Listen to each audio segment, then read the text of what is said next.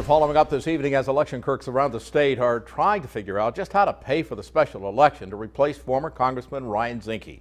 Right now, the lawmakers in Helena are still arguing over whether to make it a mail-in only election. County election officers say that would be a big money saver. Critics argue it makes voting less accessible. And then there's the federal lawsuit filed against the Secretary of State over which candidates can get their names on the ballot. It's become a big problem. The lawsuit won't be heard until April 4th, and we're told 39 of Montana's 56 counties have already printed their ballots.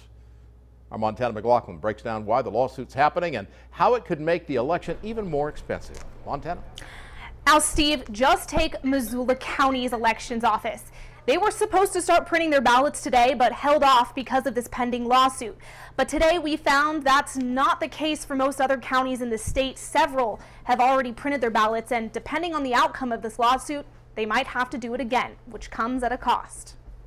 Elections offices across the state say they're already struggling financially. After last fall, with the death of a candidate, having the ballot challenged as well, we just know to expect the unexpected, and that at the end of the day, the voter must receive a corrected ballot. This is like a triple whammy for the elections office. And now there's more. The Montana Green Party filed a lawsuit with the Secretary of State's office last Wednesday to get candidates Danielle Breck and Steve Kelly on the ballot. Breck says the Green Party didn't have enough time to collect the required 14,000 signatures to get on the ballot. And that's just clearly untenable, and the state is wide and as big as Montana, so we didn't feel like we had fair access to the ballot. But elections offices say deadlines are approaching fast. We have to send out military, both domestic and foreign, as well as foreign civilians. That deadline is April 10th, just 45 days before the election. Missoula is one of the lucky counties. They've yet to print ballots, but that's not the case for Gallatin County. $35,000 worth of ballots arrived Monday morning. People aren't understanding. There was a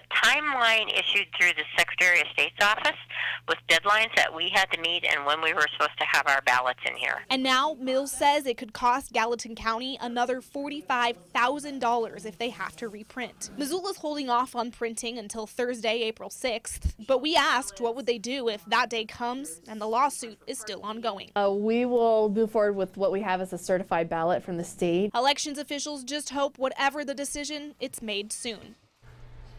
Now, we also heard from Ravalli and Mineral counties. They have not printed their ballots yet, but Flathead and Sanders County have. Now, this hearing between the Green Party and the Secretary of State's office will be in Great Falls this Tuesday, April 4th at 3 p.m. And as for the vote by mail bill, we'll let you know when that gets to the House floor. Live in Missoula, Montana McLaughlin, NBC Montana.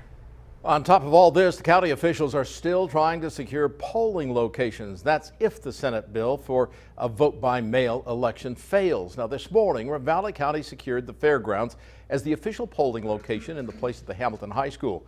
County officials also approved spending $66,000 from the general fund to finance the polling place. That's not the only thing that's changing. So far, 8 polling places in Missoula are also reassigned.